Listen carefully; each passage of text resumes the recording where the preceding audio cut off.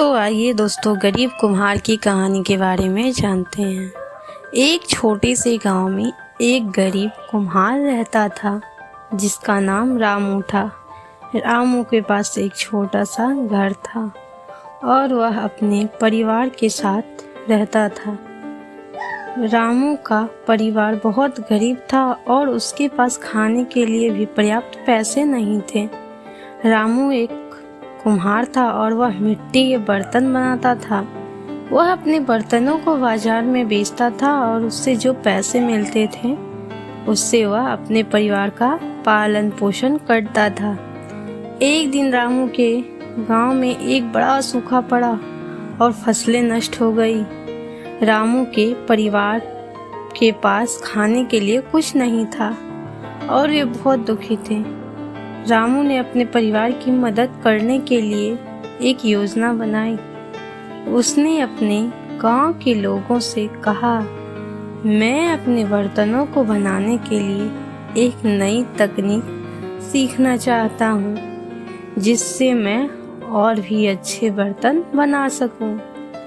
गांव के लोगों ने रामू की बात मानी और उन्होंने उसकी मदद की। रामू ने एक नई तकनीक सीखी और उसने अपने बर्तनों को और भी अच्छा बनाना शुरू कर दिया। धीरे धीरे रामू के बर्तन बहुत प्रसिद्ध हो गए और लोग उन्हें बहुत पसंद करने लगे।